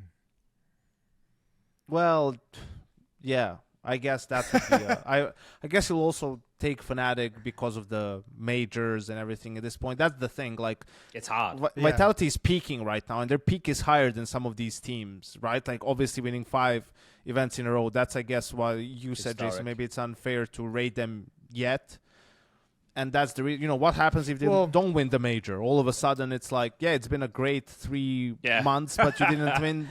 You didn't win the big one. Fling. I mean, right? winter fling. I think for me, all time, it's still Astralis number 1. Yes. Because, they could have had these different streaks if they don't lose like 1 game at some point. And I get it, they didn't have it, but in those top 10, 4 of them are that one roster, right? Like. And just 2018, 2019, the dominance was incredible. And NAP is also why they have to be in it. And obviously they have it was only the very beginning. Half of the teams were still playing 1.6 or Source. Like they just had a head start on people. The competition wasn't as fierce. It took a lot of catching up for teams with them. Yeah, but they still achieved it. They still achieved it, right? There's a part of that upsets me so much, though, because it's like they talk about NIP like they were just a bunch of fucking bums. Yes, I know. It's like, it's Get Right and fucking Forest. These are 2 of the absolute best Counter-Strike players to have ever touched the game. Like, and I mean that sincerely. I know we have s1mple, we have ZywOo, we have m0NESY, we have these big names now. But back then, when these fucking whippersnappers were still in their diapers shitting themselves on a Sunday, these guys were out there fucking schooling people. Like, these are some of the greats. The conversation from 1.6 is Forest Neo, and then if you really want to get a little bit flirty with it, you can bring Get Right into that conversation. But these are some of the best Counter-Strike players to have ever touched the game, transitioning to a whole new thing, and then bringing in a couple of sources. I just thought I'd make a gag there. I still love Source. I played it professionally. Everybody, it's fine. Exist was also a good. Exist was also a good 1.6 player. Yeah. Like, was he on the same level as a Forest or a Get Right? No, right? Because that's Forest and Get Right were like our modern day. They were riflers, but they're like our modern day fucking ZywOo and m0NESY, right? That's who they were back then with Neo in the mix. Exist was still a very good player. Like, Exist was playing with the best Swedish teams at the time, Fnatic, etc. So, like, these are great players who transitioned game and showed that they could, they refined it to such a point where teams had to work hard to beat them. And I mean, from a big picture, like meta sense, even outside the game, they probably helped facilitate turning Counter-Strike what it is today, because they made that transition so much smoother by having a team and a fan that you could just latch onto as a dominant squad. I think also, discounting that run also discounts the strength of some of those French teams back then with like Existence, NBK when he was like star player level, the early Kenny S days as well. Kenny, yeah, like that discounts how tough and how many slogs those 2 teams had. I don't know, like these conversations are always fun to me, but like only when they're had in like good faith, because like I don't know if you caught this at Bucharest, Janko. Maui was asking this question a little bit. He asked me in the green room one day. He was like, he just basically said he thinks that current day Maus would beat prime 2018 Astralis in a series. And it's like, I don't even care if you think that's right or wrong or agree or disagree, but like just to illustrate the complexity of this is like, okay, are we talking CSGO or CS2? Now, are we playing in the Astralis era? Are we playing in 2018? Or are we playing like, are the weapons balanced like 2018? Like, there's so many X factors that go into it that make it impossible to compare them in any reasonable way. So all you're left with is like the fun side of the conversation of the strengths and weaknesses clashing against each other. Yeah, exactly. I think that's why it's always unfair for the guys who came before, right? Yeah. Because everyone that comes after, they're the baseline, and that's who you watch, and that's who you learn from, and that's stuff that these guys had to come up with and figure out on their own. Like, you just have it there because they have already been doing it. It's there for you to mimic. It's there for you. Yeah, there's a saying for this, right? Standing on the shoulders of giants. Yeah. Right. Yeah. Like. That's the problem that I have with this conversation. And the one, right, and I always think when people are like, yeah, NIP were just beating truck drivers and plumbers, I'm like, are you guys just referencing my team? Like, Top Gun drove a truck, and I was a plumber. Like, is that what you're saying? We gave it our best, it's the one example they have from back then. I was like, have you guys ever been to Australia? It's really fucking nice over there, all right? It's hard to get people to want to play Counter-Strike. The world's too nice in that part. So, but yeah, like I think this Vitality team is a marvel to watch because of not just like the quality of output of individuals, right? Because Mezzi had some really good moments. I thought Mezzi was fantastic in Melbourne. Flamesy has a tough job. Sometimes he just runs in and dies, but he does the hard entry and he just looks silly sometimes. But like player for player, it's a very skilled team. It's really fun to watch the individuals. Obviously on a strat basis, the staff there, Xtaz and Matt are the ones who the coach and assistant coach. Right, I think like that's all great, but the thing that I really like about their patch so far has been games where it felt like they should have been down and out that they've been able to come back into. That's the thing that I like, because even though they lost Mirage yesterday, they were down 12-3. They brought it back to 12-12, and then the pressure kind of left Falcons, and then they were able to play again more freely, and that was good. But I think it's made for, it's shown a strong mental, a strong strategic base. It's shown that they can be dominant. The individuals there, it just feels like it's full package. And a lot of people yesterday when I was tuning into different streams and stuff wanted to see them lose. And I'm like, I don't know. I like witnessing this right now. Like seeing a team at this level of class. I don't care who wins or who loses, right? But I would like to see Vitality have essentially like a flawless season. I like living it more now than I did when we were doing games and stuff when Astralis was around and we were on the desks and we were talking about it, or I was playing when NIP were in that dominant streak or whatever. Now, I don't know why, maybe it's because I'm a fucking boomer, but there's something about this like run or them being so good that feels really cool to witness. And I feel I'm more cognizant of this happening now than I had been in the previous ones. Maybe it's because we've been looking out for this, right? Like who's going to be the next chosen one? Because we haven't had one of these since Astralis. Right? There's been nobody that's been... The closest would have been Navi end of 2021, right? Yeah, and FaZe had a small patch as well. But this one feels like different to those two. And maybe that's the recency bias talking.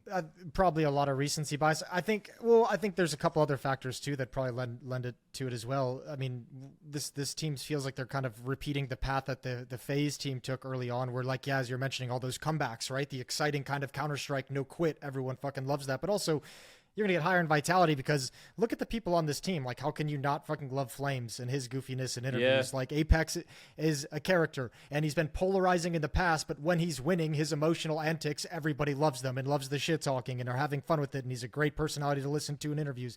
Zaiwu, always been beloved, best player in the game, and now you've got him a fucking sidekick and Rops as like a duo where you see like them giggling with each other during games as they just kind of destroy people. And then you have Mezzi, which is also another guy where it's like, how do you hate him? The guy just shows up and does his job, doesn't complain, nails it, has good things to say during interviews. Like, this is a very likable team on top of being very fun to watch, playing an exciting brand of Counter-Strike and having strong star power. Feels like there's no negatives, Janko. I don't see one. Well, people will just start, hating for them winning everything. Apex is French as well. Yeah. Right. Like that's what might be it will just be, but just these two games between Falcons and Vitality, it's just been such high level CS, man. Yeah. Like on not just the skill on the server, but the mind games, the calls, like. It's just been so good. It's CS at its finest. It's the most entertaining, and that's why you're excited to see how it can look like with Falcons having some time to actually integrate Monacy. Dude, I loved it watching that Mirage game. I mean, obviously the comeback was super exciting, but just watching it, I was like we're like kind of like deep into the overtime, and it's like they're still coming up with ideas. Like, right? Like, the intensity of this game and the fact that you have all these experienced players, they're still coming up with ideas for boost to try and find an opening pick for, like, a little piece of aggression early on to be disruptive. Like, no one just kind of fell back and played standard Counter-Strike in, like, the intense moments. They still were coming up with ideas and things to do and things to make things difficult. So, yeah, it was... those two teams playing against each other is fucking awesome right now. It's awesome. I love it. Nice. What else do we want to talk about, boys? There's Astana in a couple of days. Oh yeah, that's right. Yeah, I'm doing the remote stuff for that. I got to sort the setup well. up in the living room. I'm doing Alex that next. Come around. Yeah. I have to do HTV confirmed tomorrow, and then after that, I can start de-rigging some of this stuff and work it all out. So we'll see how I go. It could be a fucking clusterfuck. I hope Seb doesn't watch this. Seb, it's going to be great. The setup's going to be great. Don't stress, Seb. No, he's probably My working. camera's really good, Seb. That's the main part, because obviously it's not about the sound of microphones. No, we'll get it sorted. It'll be good. How's delayed casting, Jason? I'm a little bit worried about that. Do you feel like you're delayed? There was a little bit really? of a delay, but it's not terrible. It doesn't feel as Okay. bad as it has in the past. It feels like it's been halved from what it was like during COVID. Okay, that's nice. That's exciting. I think the thing with Astana is we're missing the big teams, right? Like you don't have any of the really big names there. Okay, hold up a second. Let me take that back. You're missing 3 of the 4 big names. Okay? Yeah. You still have Spirit. You still have Na'Vi. Aurora, aka Eternal Fire. Good to see them again. The Mongols back in the server. G2, Game Elige, Virtus Pro. Astralis with Hooksy. G2 with Hades is another key point there. Virtus Pro with a new coach. Exciting. Another paint event. We'll see if they keep losing. Furia with the international editions of Yakinda and is it Molodoy? Yep. MIBR back again. M80 still kicking about. Then you've got Big off of the final in Mongolia. They lost to Heroic there. NIP. It's crazy to see NIP. Holy shit. Yeah, I haven't casted it down with them first in a while. one. God damn. Odik, which is a Brazilian team, and then Hotu. Or Russian and HOTU. Kazakhstan. Yeah, they're. They came from the Katie Asian Mo. I've seen before. Duke Mo is Fisher coaching. I've seen before. Oh yeah, Mo is coaching. So they must be Far East, Russia or Kazakhstan. So that's the teams. What's the most exciting storyline for anybody here? Most exciting storyline. It kind of feels like Spirit has to win this one, doesn't it? It feels Yeah. like they're playing against a dead I think field. it just Spirit against everyone, but also Na'Vi, Yep. right? Like How against, far can Na'Vi fall? Yeah, because the excuse has been, they only lose to Spirit and I don't know who, or Vital, or I don't know who else. Well, Falcons as well in Melbourne, let's but find it's out. okay. Now these teams aren't here, so let's Yeah. see where your level is at against these sort of teams. And also for some, Aurora finally had a month off. They finally had some time off, and let's see how they will look like after that. The Mongols. It feels like Na'Vi, Aurora, and Mongols. You could all clump into one group and be like, "All right, guys, show us a little bit of life. Like, show us what you got now." Yeah, For different reasons, I yeah. guess. I think this is where, what I talked about in the previous episode. And like we were just, because these big names were struggling and big players like were on teams that have been struggling, we got enamored with Aurora and the Mongols, but they're not really contender teams. So let's see how they look like in this tournament. Well, it's the same thing I was saying about Maus, right? With the breakthrough against the elites, like in Dallas. This is kind of the same thing for the likes of the Mongols and Aurora, is they need to, first of all, make it to the playoffs. It doesn't even matter if they get there shaky. They just need to get there. But then it's about accruing wins on a stage, and proper wins, not wins against other people who are out there for the first time.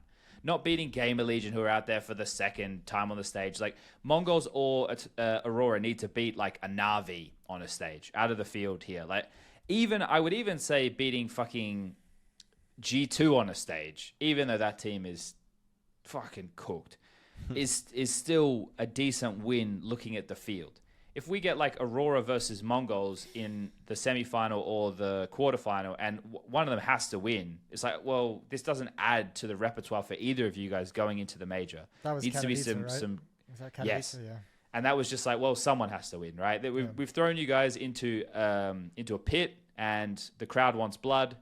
One of you must leave the winner. It might not be the best fight in the world, but somebody will die. The thing that sucks is it's like we're just in a time loop back to like 3 weeks ago with Bucharest, because it was the same conversation. It was like a bunch of top teams are missing. This seems like the perfect opportunity for Aurora This one has and a crowd. Mongols to show us something, and this one now has the added crowd.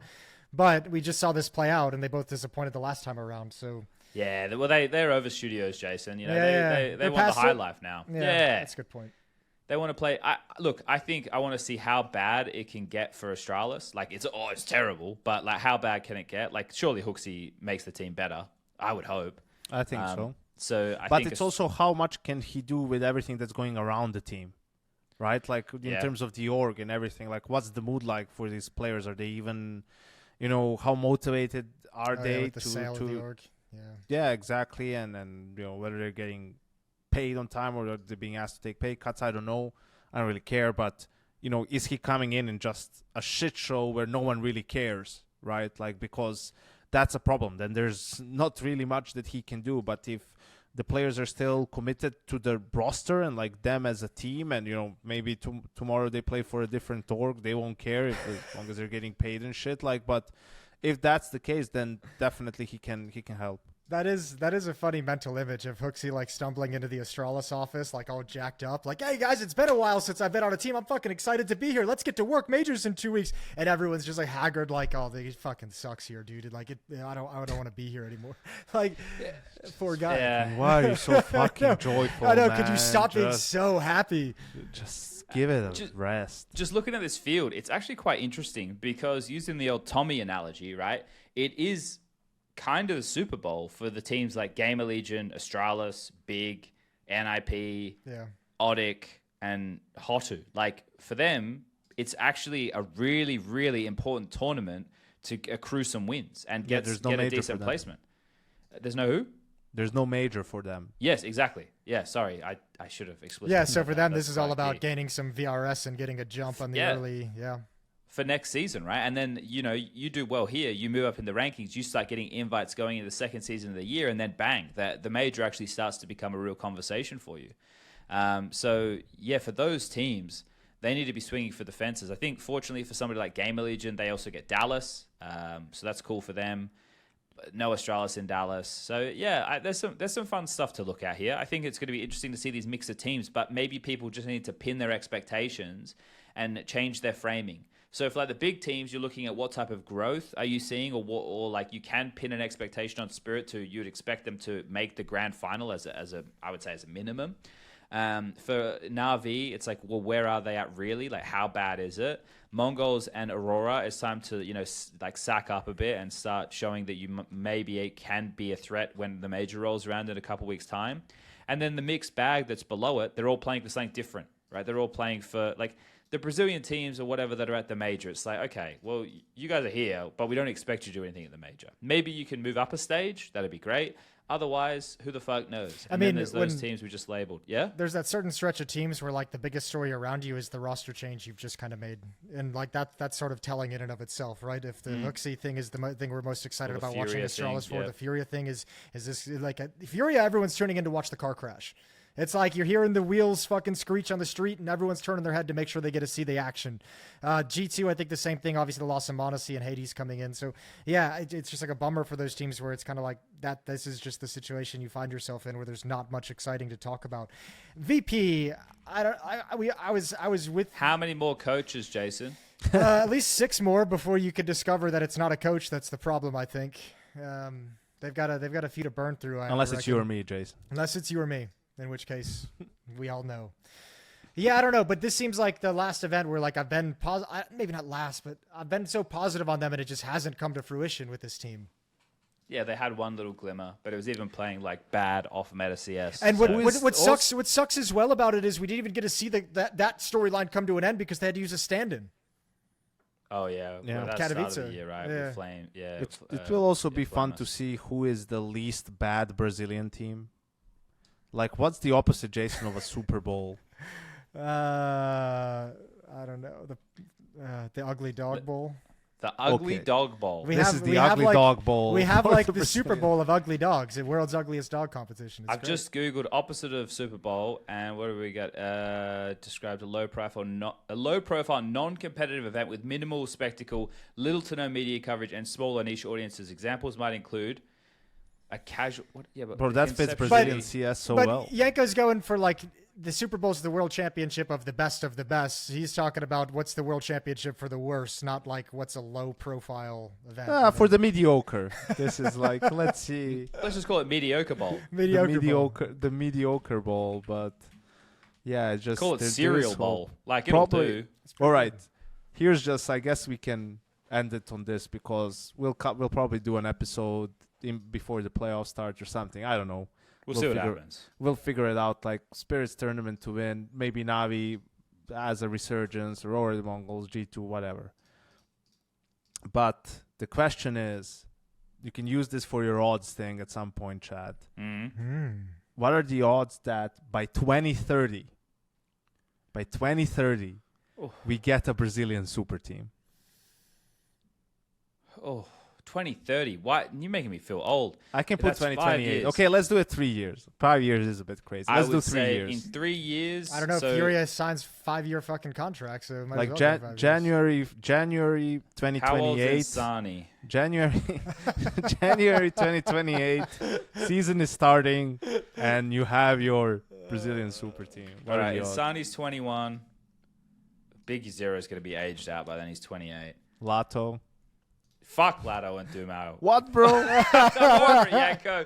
You'll see them in Dallas. Every time. You'll see them in Dallas, Chad, and you will be humbled. They'll you be will on the eat a B humble stream, pie. Bro. We won't see shit out of them, man. They'll be on the B stream and it'll be over. They'll be playing the loser games in the fucking lower bracket. We won't see shit from You'll them. do content with them. You'll Yes. talk. You're going to have to look. I'll make sure. I'll talk to media services. You're going to have to look Dumao and Lato in the eye. I and like tell them. I'm but sick just- of you guys. I like- don't believe you're any good, and you will never be good.